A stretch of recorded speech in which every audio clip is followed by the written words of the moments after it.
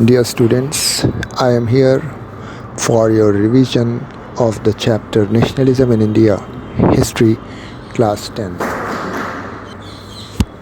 Nationalism का मतलब आप सबको पता है देश प्रेम। तो it is very natural that one should have a love for their nation. तो भारत में नेशनलिज़म का ग्रोथ होने के कुछ रीज़न्स थे, causes of the growth of nationalism in India. There were 5 reasons. पहला रीज़न था एंटी कॉलोनियल मूवमेंट। अंग्रेज़ों के ख़िलाफ़ जो एंटी कॉलोनियल मूवमेंट था, तो भले हमारे देश में अलग अलग तरह के लोग थे, लेकिन सबका दुश्मन एक था, द ब्रिटिश। इसीलिए अपने आप इन लोगों में एक एंटी कॉलोनियल मूवमेंट जो स्टार्ट हुआ, तो it brought unity in the people of India. इसी से रिलेटेड हमारा सेकंड रीज़न भी है, struggle against colonialism give rise to unity. क्योंकि समाज के सभी धर्म, सभी जाति के लोग मिलकर अंग्रेज़ों के ख़िलाफ़ लड़ रहे थे, तो इन लोगों में ऑटोमेटिकली एक यूनिटी आई। तो ये दोनों फैक्टर अलग अलग होंगे, anti colonial movement against that give rise to nationalism, और दूसरा struggle against colonialism give rise to unity among the different sections of the India. तीसरा कॉज आता है sense of being oppressed under the British united different groups together. सभी के मन में ये था कि ब्रिटिश हमारे साथ हमें ऑप्रेस करते हैं, हमारे साथ डिस्क्रिमिनेशन करते हैं, हमारे साथ बुरा व्यवहार करते हैं। तो ये फीलिंग भी सभी को एक साथ ले आई। चौथा पॉइंट आएगा, people realise their identity and the sense of belonging. लोगों को अपनी आइडेंटिटी का रियलाइजेशन होने लगा, सेंस ऑफ बिलोंगिंग इनके अंदर डेवलप होने लगी। कई रीजंस थे जिसके कारण लिटरेचर था, फॉर एग्ज़ाम्पल, जिसके कारण लोगों को अपना पास्ट पता चला, तो उनको समझ में आया कि हमारा कॉमन ऐसी बिलोंगिंग थी, we are from the same root. तो समाज के जो अलग अलग क्लास के लोग थे, डिफरेंट क्लासेस, डिफरेंट ग्रुप्स, सभी ने ब्रिटिशर्स के ख़िलाफ़ मूवमेंट में पार्ट लिया और उनके अंदर इस तरह से एक यूनिटी आई। यद्यपि एक फैक्टर ये भी था कि उन लोगों के व्यूज़ अलग अलग थे। सभी ने मूवमेंट में पार्टिसिपेट किया, but their reasons, their views were different. अब हम खिलाफत मूवमेंट की बात करें तो देखो, जब फर्स्ट वर्ल्ड वॉर एंड हुआ तो ऑटोमन एम्पायर, जो कि मुस्लिम एम्पायर था, इसकी डिफ़ीट हुई। तो बहुत बड़े एरिया पर ऑटोमन एम्पायर का साम्राज्य चलता था।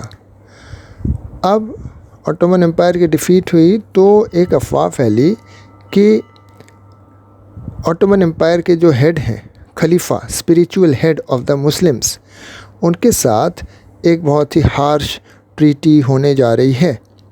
और इस बात से दुनिया भर के मुसलमान बड़े नाराज़ हुए। और इसी के कंटिन्यूएशन में इंडिया के जो मुसलमान थे, इन्होंने भी ब्रिटिशर्स के ख़िलाफ़ अपनी नाराज़गी दिखाई। तो बॉम्बे में एक खिलाफत कमेटी का गठन किया गया। महात्मा गांधी जो थे, इन्होंने खिलाफत इशू को एक स्पेशल इम्पोर्टेंस दिया। देखो, मोहम्मद अली और शौकत अली जो 2 ब्रदर्स थे, जिन्होंने की खिलाफत कमेटी स्टार्ट किया और ब्रिटिशर्स के ख़िलाफ़ एक मूवमेंट चलाने की कोशिश की। तो गांधी जी को ऐसा लगा कि ये एक अच्छा अवसर है, इस पर्पस से हमें भी ब्रिटिशर्स के ख़िलाफ़ लड़ाई लड़नी ही है। और ये एक ऐसा इशू सामने आ गया है जिसके कारण मुसलमान भी बहुत नाराज़ हैं ब्रिटिशर्स से। तो अंग्रेज़ों के ख़िलाफ़ एक कॉमन लड़ाई हो सकती है इन हिंदू एंड मुस्लिम दोनों कम्युनिटी के बीच में। तो इन्होंने इस इशू को सपोर्ट किया। मोहम्मद अली और शौकत अली, इन्होंने गांधी जी से एक यूनाइटेड एक्शन के बारे में बातचीत भी की और गांधी जी इसके लिए तैयार हुए। हमारे देश में नेशनल मूवमेंट के ग्रोथ में फर्स्ट वर्ल्ड वॉर का भी एक बहुत बड़ा रोल था। First World War also helped in the growth of national movement. Since Britain had to fight in the First World War at many places, at many fronts, क्योंकि Britain की colonies दुनिया के कई जगहों पर थी, तो ब्रिटेन को कई जगह पर युद्ध लड़ना पड़ा। तो उन्होंने अपनी इस कॉलोनी, यानी कि इंडिया नाम की जो कॉलोनी थी उनकी, वहाँ से उन्होंने अपने सारे खर्चों को, अपने एक्सपेंसेस को पूरा करने की कोशिश की। जब वॉर एक्सपेंस बढ़ा तो अंग्रेज़ों ने इंडिया में अपने रिकवरी के लिए टैक्सेस बढ़ा दिए, कस्टम ड्यूटी स्टार्ट की, इनकम टैक्स को इंट्रोड्यूस किया गया और इन सब रीज़न से life of common man became very hard. ऐसे समय में फसलें फेल हो गई, क्रॉप्स फेल्ड, देश में फूड की शॉर्टेज हो गई। लोगों को जो उम्मीद थी कि वॉर ख़त्म होने के बाद हमारी कठिनाइयाँ ख़त्म हो जाएंगी, वो भी शैटर्ड हो गई, धराशायी हो गई, क्योंकि ब्रिटिशर्स ने तमाम इंडियंस को आर्मी में भर्ती किया था ब्रिटेन की ओर से फर्स्ट वर्ल्ड वॉर में लड़ने के लिए। इसके लिए इंडियंस तैयार तो नहीं थे, लेकिन उन्होंने इस उम्मीद से पार्ट लिया कि शायद ब्रिटेन अपने जीत के बाद, हमारे कोऑपरेशन के बाद हमारे साथ अच्छा व्यवहार करेगा, लेकिन ऐसा कुछ हुआ नहीं। इनकी सारी उम्मीदें शैटर्ड हो गई। लोग बड़े नाराज़ थे, देश में अनाज का अकाल पड़ा हुआ था, कॉमन लोगों की लाइफ बहुत ही स्ट्रगलिंग हो चुकी थी। ऐसे में महात्मा गांधी ने एक नए मोड ऑफ स्ट्रगल के बारे में हमें बताया। उन्होंने ट्रुथ और नॉन वायलेंस के बारे में बताया और इस तरह से उन्होंने अंग्रेज़ों के ख़िलाफ़ लड़ाई को एक नया मोड़ दिया। लोगों के अंदर डिसकॉन्टेंट यानी निराशा और हेट्रेड अगेंस्ट द ब्रिटिश, इन चीज़ों के कारण नेशनलिज़म की भावना को बढ़ावा मिला। तो hatred and discontent spread in people which give rise to nationalism. ऐसे में जब रॉलेट एक्ट पास किया जाता है by the Imperial Legislative Council, तो रॉलेट एक्ट में ब्रिटिश गवर्नमेंट को अत्यधिक पावर्स दिए गए कि वो पॉलिटिकल एक्टिविटीज़ को रिप्रेस कर सकता है, पॉलिटिकल प्रिजनर्स को बिना किसी ट्रायल के 2 साल तक जेल में डाला जा सकता है, और ये श्योर था कि ब्रिटिश गवर्नमेंट इसे मिसयूज़ करेगी। तो इंडियंस ने रॉलेट एक्ट का पुरजोर विरोध किया।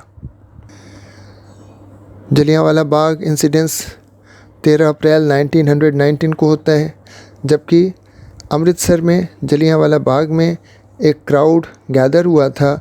ये लोग एनुअल फेयर को अटेंड करने के लिए आए थे और उनको ये नहीं पता था कि ब्रिटिश गवर्नमेंट ने अमृतसर में मार्शल लॉ यानी कि कर्फ्यू लगाया हुआ है लॉ एंड ऑर्डर को मेंटेन करने के लिए।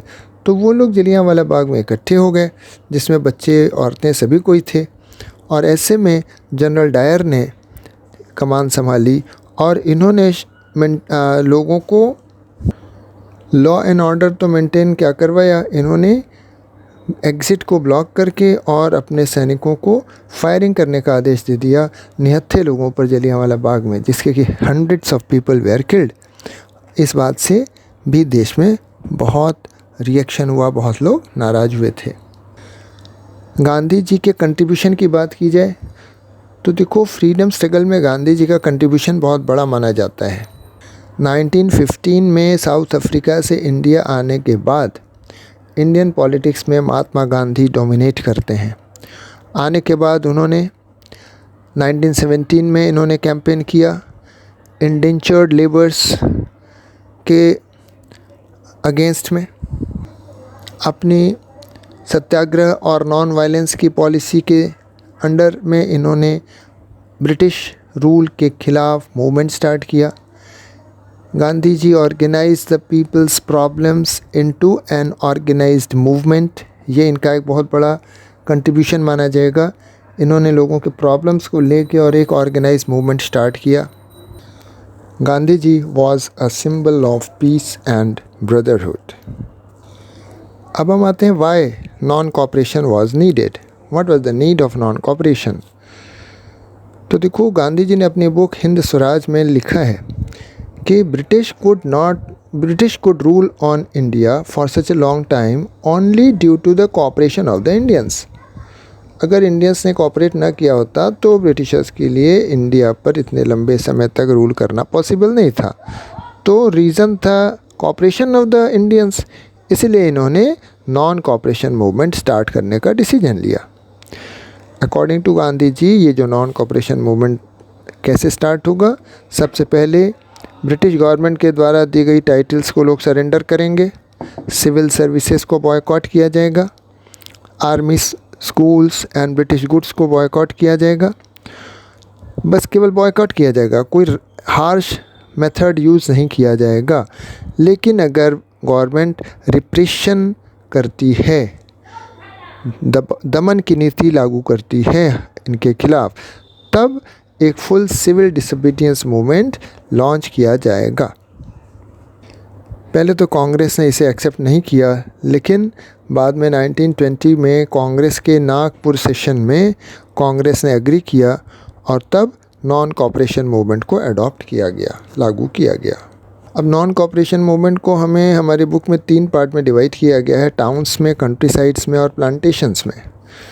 तो non cooperation movement in towns की बात करें तो टाउन्स में स्टूडेंट्स ने स्कूल छोड़ दिए, टीचर्स ने रिज़ाइन कर दिया, लॉयर्स ने अपनी प्रैक्टिसेस छोड़ दी, कौंसिल इलेक्शंस को बॉयकॉट किया गया एक्सेप्ट इन मद्रास, क्योंकि वहाँ पर नॉन ब्राह्मण्स की एक जो जस्टिस पार्टी थी उनको लगा कि ये अच्छा मौका है कौंसिल में एंटर करने का। फॉरेन गुड्स को बॉयकॉट किया गया, लिक्वर शॉप्स को लूट लिया गया, फॉरेन क्लॉथ्स की बॉन फायर्स होली जलाई गई, लोगों ने इंडियन क्लॉथ्स पहनने स्टार्ट कर दिए, खादी को बढ़ावा मिला, इंडियन इंडस्ट्रीज़ को बूस्टअप मिला। लेकिन ये मूवमेंट बहुत ज़्यादा समय तक टिक नहीं पाया, स्टेबल नहीं हो पाया, क्योंकि लोगों ने जो स्वदेशी चीज़ों को यूज़ किया, जैसे खादी का कपड़ा, तो खादी का कपड़ा एक्सपेंसिव था, सारे लोग इसे अफोर्ड नहीं कर सकते थे। इसी तरह जिन लोगों ने सर्विसेज छोड़ी थी, इनको अल्टरनेटिव जॉब्स अवेलेबल नहीं थे, तो इनको जीने के लिए जिनके लिए जीना मुश्किल हो गया। इसीलिए इन लोगों ने धीरे धीरे they return back to their jobs. Non cooperation in countryside यानी गाँव की बात करें तो पीजेंट्स रिवोल्ट जो था ये विलेज में स्प्रेड किया। इसका रीज़न था high tax and high rent by the landlords. Awadh में बाबा रामचंद्र ने इस रिवोल्ट को लीड किया, हाई टैक्स और रेंट के खिलाफ, बेगार सिस्टम के खिलाफ। टेनेंट्स को कोई सिक्योरिटी नहीं होती थी, जब चाहे उनसे खेत छीन लिए जाते थे, तो सोशल बॉयकॉट किया गया लैंडलॉर्ड्स का। 1920 में जवाहरलाल नेहरू वहाँ पर गए, वहाँ पर उन्होंने अवध किसान सभा की स्थापना की। ये किसान सभा बहुत ही सक्सेसफुल रही, जल्दी ही इसकी 300 ब्रांचेस सेटअप हो गई। कांग्रेस ने अवध के पीजेंट्स को अपने मूवमेंट में इंक्लूड करने की कोशिश की, लेकिन पीजेंट्स मूवमेंट जो था इट ग्रू वायलेंट। कांग्रेस चाहती थी कि इसको हम अपने मूवमेंट में इंक्लूड करें और शांतिपूर्ण तरीके से इसको कैरी ऑन करें, लेकिन पीजेंट्स का मूवमेंट वायलेंट हो गया, जिसे कि कांग्रेस नहीं चाहती थी। आंध्र प्रदेश में गुडेम हिल्स में देखा जाए तो एक मिलिटेंट गुरिल्ला मूवमेंट स्प्रेड किया against the forest reservation policy of the British, forced begar system of the British. इसके लीडर थे एल्लूरी सीताराम राजू। ये गांधी जी को फेवर तो करते थे, नॉन कोऑपरेशन मूवमेंट को भी फेवर करते थे, लेकिन इनका विश्वास था कि नॉन वायलेंट मेथड से स्वराज नहीं पाया जा सकता, तो ये वायलेंट मेथड्स पर भरोसा करते थे और वायलेंट मेथड्स का यूज़ करते थे। अंत में इनको 1924 में अरेस्ट करके मौत की सज़ा दे दी गई।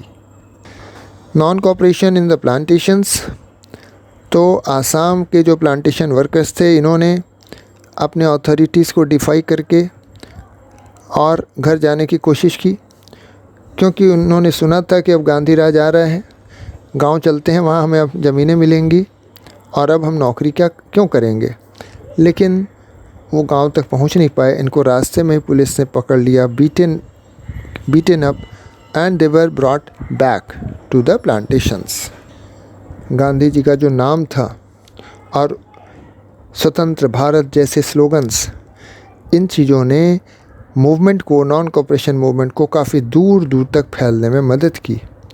इमीडिएट लोकेलिटी से हट के ये non cooperation movement far and wide फैला, जिसका रीज़न गांधी जी का नाम भी था और स्वतंत्र भारत जैसे स्लोगन्स भी थे।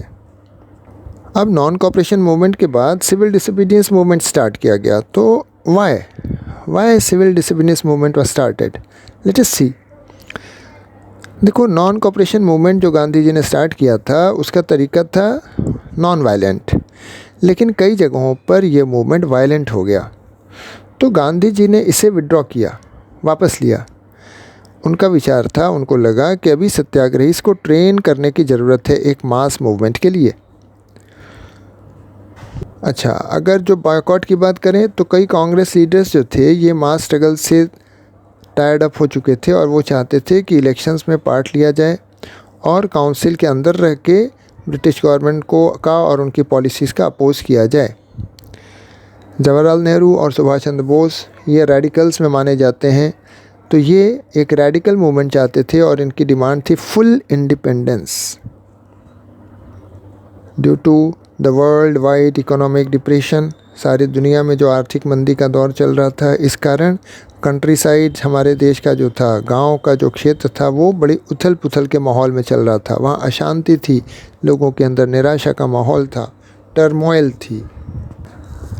ऐसी कंडीशन में साइमन कमीशन को इंडिया भेजा गया और इसका पर्पस था to look into the constitutional system and suggest changes. ठीक है, साइमन कमीशन भारत आ रहा था, भारत के कॉन्स्टिट्यूशनल सिस्टम को देखना था, चेंजेस को सजेस्ट करने के लिए आ रहा था, लेकिन इसमें कोई इंडियन मेंबर तो होना चाहिए। इसमें not a single member was Indian, इसीलिए इंडियंस ने इसका विरोध किया और लाहौर सेशन में पूर्ण स्वराज की डिमांड रखी गई। गांधी जी चाहते थे एक ऐसा मीडियम मिले हमें, क्योंकि ये जो मूवमेंट चल रहा था ये अभी तक कन्फाइंड था, पूरे देश में फैला नहीं था। It was confined to some places only. तो Gandhi ji was in search of some medium by which the Indians can be united for a mass movement. Late 1920s में दो फैक्टर्स थे जिन्होंने इंडियन पॉलिटिक्स को प्रभावित किया, शेप दी। पहला था the effect of world wide economic depression, जिसके कारण agricultural prices fell down, their demand also fell down, exports also fell down. Peasants जो है रिवेन्यू तक पे नहीं कर पा रहे थे और पूरे कंट्री साइड में, पूरे गांव का माहौल बहुत ही अशांतिपूर्ण था। दूसरा, ब्रिटिश गवर्नमेंट ने जो साइमन कमीशन बनाया is to look into the functioning of constitutional system, कि ताकि भारत में प्रशासन ठीक से चलाया जा सके और चेंजेस सजेस्ट करने के लिए तो बनाया, तो लेकिन उसमें कोई भी मेंबर को इंडियन नहीं रखा। इसके कारण इंडियंस बहुत ही डिसअपॉइंटेड थे और एंग्री भी थे। लाहौर सेशन ऑफ कांग्रेस 1929 में हुआ under the presidency of Jawaharlal Nehru. इस लाहौर कांग्रेस में पूर्ण स्वराज की डिमांड को रखा गया और डिक्लेयर किया गया कि 26 जनवरी 1930 को हम लोग इंडिपेंडेंस डे मनाएंगे। 26 जनवरी 1930 को। हालांकि हम लोग इंडिपेंडेंस डे नहीं मना पाए, ये जो पब्लिसिटी थी ये बहुत ज़्यादा स्प्रेड नहीं कर पाई, लेकिन यही रीज़न था कि हमने अपने आज़ाद होने के बाद 26 जनवरी को ही अपना रिपब्लिक डे चुना। अभी हमने देखा कि Gandhi ji was in search of some medium by which the Indians can be united, और उनका जो मूवमेंट था वो पूरे देश में फैल जाए। तो इनको एक सॉल्ट के रूप में एक ऐसा मीडियम मिला। तो हम देखते हैं the salt and the salt march, यानी कि starting of civil disobedience movement. Gandhi ji ने सॉल्ट को देखा, सॉल्ट के बारे में जब उन्होंने विचार किया तो उनको समझ में आया कि ये एक पावरफुल टूल है, ये पूरे देश को यूनाइट कर सकता है। Because salt was used by everyone, rich, poor, all the religions, all caste, all people, and it could correlate the movement to everyone and make it a mass movement.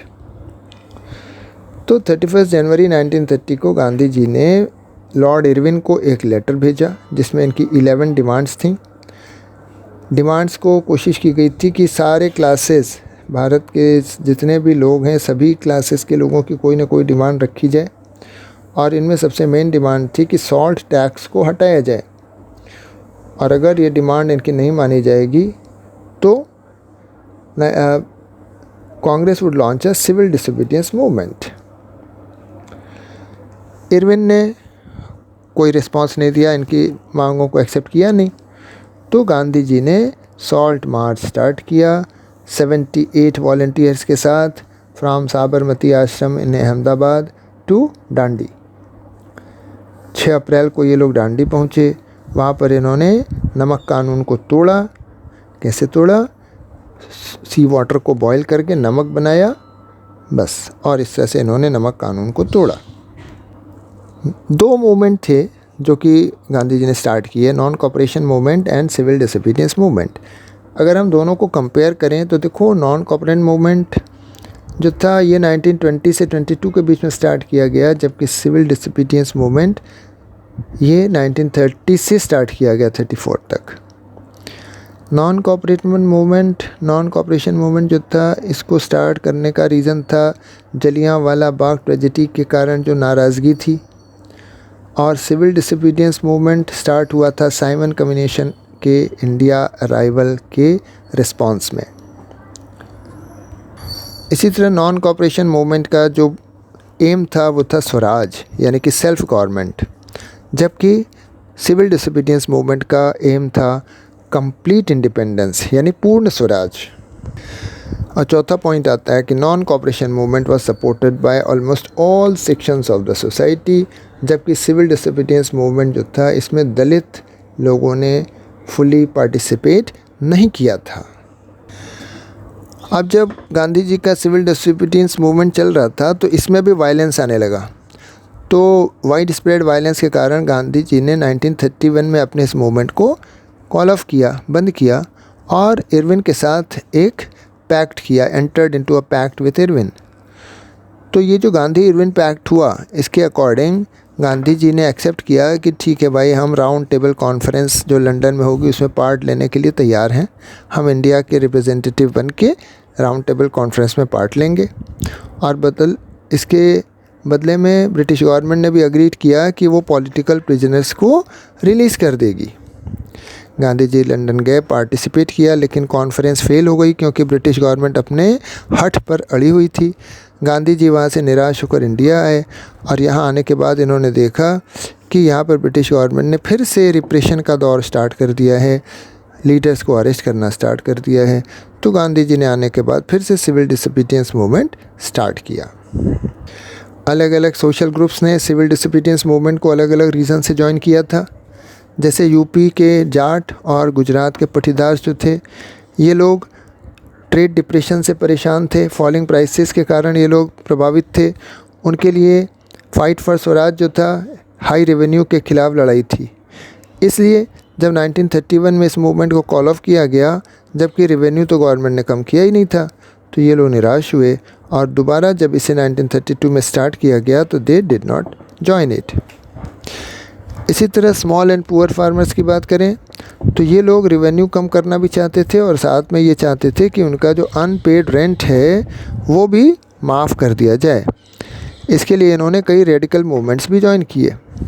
Congress इन्हें support नहीं कर रही थी, क्योंकि कांग्रेस अगर उन्हें सपोर्ट करेगी तो रिच पीजेंट्स और लैंडलॉर्ड्स कांग्रेस से नाराज़ हो जाएंगे।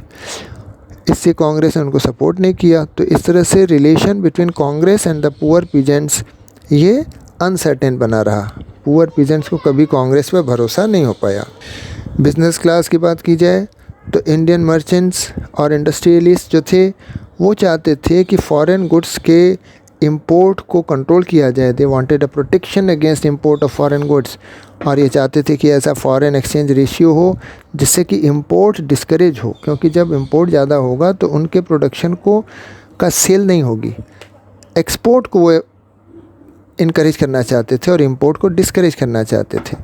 तो इन्होंने सिविल डिसोबीडियंस मूवमेंट को सपोर्ट किया, फाइनेंशियल हेल्प भी की। लेकिन जब ये गांधी जी जो लंदन गए थे और राउंड टेबल कॉन्फ्रेंस फेल हो गई, तो ये लोग फिर परेशान थे, चिंतित हुए। Business and no longer interested in the movement, ये लोग अपने बिजनेस के प्रति चिंतित हुए, और फिर इन्होंने सिविल डिसोबीडियंस मूवमेंट में पार्ट लेने में इंटरेस्ट नहीं दिखाया। इंडस्ट्रियल वर्कर्स ने भी इसमें लार्ज नंबर में पार्टिसिपेट नहीं किया, एक्सेप्ट इन नागपुर। जैसे जैसे इंडस्ट्रियलिस्ट कांग्रेस के करीब आते जा रहे थे, वर्कर्स कांग्रेस से दूर होते जा रहे थे। हालांकि कुछ लोगों ने इसमें पार्टिसिपेट किया। रेलवे वर्कर्स और डॉक वर्कर्स इन छोटा नागपुर, इन्होंने स्ट्राइक्स में पार्ट लिया। टिन मिल के जो वर्कर थे। लेकिन कांग्रेस जो थे अपनी डिमांड में वर्कर्स की डिमांड को अपने प्रोग्राम में शामिल करना नहीं चाहती थी, क्योंकि इससे इंडस्ट्रियलिस्ट अलग हो जाएंगे और इनको अलग करना, इनको अपने से नाराज़ करना कांग्रेस चाहती नहीं थी। वुमेन को देखा जाए तो वुमेन ने बहुत बड़ी संख्या में सिविल डिसोबीडियंस मूवमेंट में पार्ट लिया था। इन्होंने प्रोटेस्ट मार्चेस में पार्ट लिया, सॉल्ट मैन्युफैक्चरिंग में पार्ट लिया, फॉरेन क्लॉथ पिकेटिंग में पार्ट लिया, लिक्वर शॉप्स के खिलाफ मूवमेंट में पार्ट लिया। कई औरतें जेल भी गईं और इनमें ऐसा नहीं था कि केवल पुअर वुमेन थी, they were from high caste and rich peasant families also. Limitations of civil disobedience movement की बात करें तो दलित पार्टिसिपेशन जो था सिविल डिसोबीडियंस में वो बहुत लिमिटेड था, खास करके महाराष्ट्र और नागपुर में। ये लोग रिजर्व्ड सीट्स चाहते थे और सेपरेट इलेक्टोरेट्स चाहते थे। दूसरा number, Muslims showed very less interest for in favour of civil disobedience movement, क्योंकि non cooperation movement, Khilafat movement के डिक्लाइन होने के बाद मुस्लिम्स ने अपने आप को कांग्रेस से अलग महसूस किया और कई बार कम्युनल क्लैशेस हिंदू और मुस्लिम के बीच में, हिंदू मुस्लिम राइट्स भी हुए थे। Third, Jinnah demanded reserved seats and proportional representation. ये जिन्ना की डिमांड थी कि हमें रिजर्व्ड सीट्स मिले और आबादी के हिसाब से प्रोपोर्शनल रिप्रेजेंटेशन मिले, जबकि हिंदू महासभा के जो एम.आर. जैकर थे, इन्होंने इसी तरह के किसी भी कंप्रोमाइज़ से इनकार कर दिया। उन्होंने कहा नहीं, we are not ready for any such kind of compromise. चौथा पॉइंट आता है partial cooperation of the businessman, क्योंकि सोशलिज्म का प्रभाव भी ग्रो कर रहा था समाज में धीरे धीरे, इसलिए बिजनेसमैन सिविल डिसोबीडियंस मूवमेंट के प्रति अपना इंटरेस्ट नहीं दिखा पा रहे थे। इसी तरह industrial workers also stayed away from the civil disobedience movement, और पीजेंट्स का जो एटीट्यूड था वो भी इनडिफरेंट था। गांधी इरविन पैक्ट के बाद 1931 के बाद जो एटीट्यूड ऑफ पीजेंट्स था वो भी अलग था। They were also not showing interest for the civil disobedience movement. अब हम एक क्वेश्चन डिस्कस करेंगे, how did the sense of collective belonging develop in India. तो देखो, जो फैक्टर्स कलेक्टिव बिलोंगिंग के डेवलपमेंट के लिए रिस्पॉन्सिबल थे वो हैं, पहला united struggle for a common cause, यानी कि इंडिपेंडेंस के लिए अलग अलग कम्युनिटीज़ के लोगों ने पार्ट लिया, तो इसके कारण उनके अंदर कलेक्टिव बिलोंगिंग की भावना आई। इमेजेस, सेकेंड पॉइंट, इमेजेस, जैसे अवनिंद्रनाथ टैगोर ने भारत माता की इमेज बनाई, और devotion to this mother figure, इसे एक नेशनलिज्म का एविडेंस माना गया और इसके इमेजेस के सर्कुलेशन के द्वारा भी लोगों में कलेक्टिव आइडेंटिटी को डेवलप किया गया। इसी तरह से सॉन्ग्स, जैसे 1870 में बंकिम चंद्र ने वंदे मातरम लिखा अपने मातृभूमि के लिए। इट वाज वाइडली संग, स्वदेशी मूवमेंट के दौरान वंदे मातरम को कई जगह पर गाया गया। फोकलोर, लोक कलाएँ, लोक साहित्य जो था, हिस्टोरियंस ने फोक टेल्स, फोक सॉन्ग्स, इनको रिकॉर्ड किया और it gave the true picture of our culture, जिसे कि आउटसाइडर्स ने डैमेज कर दिया था। तो हमारे इतिहासकारों ने बताया कि ये फोक टेल्स और फोक सॉन्ग्स रियल हैं, इमेजिनरी नहीं हैं, और इनके अंदर जो वर्णन किए गए हैं वो हमारे पास्ट के हीरोज़ के हैं।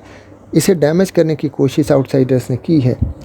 दे help to develop the sense of pride, लोगों को ये बातें बताकर, अपना पास्ट, ग्लोरियस पास्ट बताकर प्राइड की भावना को डेवलप किया गया।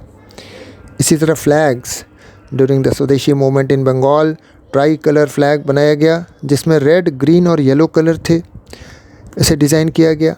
1921 में गांधी जी ने स्वराज फ्लैग डिज़ाइन किया। ये फ्लैग लेके चलना, मार्चेस के दौरान फ्लैग लेके चलना एक ब्रिटिश गवर्नमेंट के प्रति डिफाइंस का एक सिंबल बन गया और फ्लैग्स का बहुत बड़ा इम्पोर्टेंस हो गया। अंत में reinterpretation of our history, Indian historians ने हमारे ग्लोरियस पास्ट के बारे में लिखा, जबकि हमारे देश में आर्ट, साइंस, मैथ्स, कल्चर सब फ्लरिश करते थे, डेवलप थे, और इन सबों में जो डिक्लाइन आया वो ब्रिटिश पॉलिसीज़ के कारण आया।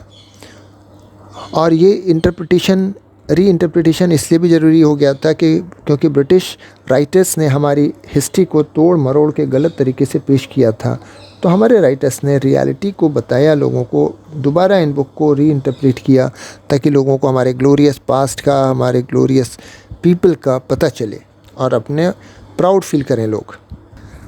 अंत में factors responsible for growth of nationalism in India, तो ये फैक्टर्स भी हम 5 फैक्टर्स हम देख सकते हैं। Result of colonial exploitation, industrialist, traders, rich और स्मॉल पीजेंट्स, एजुकेटेड क्लास, सभी कॉलोनियल एक्सप्लॉइटेशन से सफ़र कर रहे थे। दूसरा, understanding of the true nature of British rule, लोगों ने रियलाइज़ कर लिया, धीरे धीरे लोगों के समझ में आ गया कि ब्रिटिश गवर्नमेंट जो है यहाँ पर काम कर रही थी फॉर इटसेल्फ ओनली, इनको इंडियंस के बारे में कोई कंसर्न नहीं था, इंडिया के डेवलपमेंट के, यहाँ के लोगों के कष्टों को दूर करने के बारे में कोई भी कंसर्न नहीं था। इसी तरह तीसरा, रेशियल डिस्क्रिमिनेशन, जो कॉलोनियल पॉलिसी थी वो रेशियल डिस्क्रिमिनेशन पर बेस्ड थी और दैनिक जीवन में तमाम ऐसे मौके आते थे जहाँ पर इंडियंस को अपने आप को इन्फीरियर महसूस करना पड़ता था। It made Indians to rethink about themselves. चौथा फैक्टर आता है role of Mahatma Gandhi and other leaders, लोगों ने देखा नॉन वायलेंस के सक्सेस को देखा, गांधी जी के उस वेपन को देखा खेड़ा में, अहमदाबाद में, चंपारण में, और लोगों को इस पर भरोसा हुआ। और अंत में impact of the nationalist literature, songs, poems, folklores, इन सब का जो प्रभाव आया, it also developed the feeling of pride in Indians, लोगों को रियलाइज़ हुआ कि हमारे पास्ट में लोग ऐसे थे, इन्होंने इतना सेक्रीफाइस किया, तो we have to follow that. किसी भी रूप में इन्होंने अपने पास्ट को रीइंटरप्रेट करके अपने प्राउड फील किया और नेशनलिज्म की भावना को आगे बढ़ाया। गांधी जी ने जो सत्याग्रह की बात कही है, तो सत्याग्रह का मतलब होता है पावर ऑफ ट्रुथ। इसका मतलब होता है कि if the cause is true, if the fight is against injustice, then physical force was not necessary to fight the oppressor. यही बात गांधी जी ने समझाने की कोशिश की। और गांधी जी ने भारत आने के बाद 3 सत्याग्रह किए थे। पहला इनका था चंपारण सत्याग्रह बिहार में, जो कि प्लांटेशन सिस्टम के खिलाफ था। दूसरा खेड़ा सत्याग्रह गुजरात में, जो कि पीजेंट्स के सपोर्ट में था। और तीसरा अहमदाबाद में का satyagraha for the cotton mill workers. इस तरह से इन्होंने 1916, 17, 18 में 3 सत्याग्रह किए, जिसके द्वारा लोगों को इस पर भरोसा हुआ। इस तरह ये चैप्टर हमारा कंप्लीट हो जाता है। You are most cordially welcome for your precious comments as well as ideas. Thank you.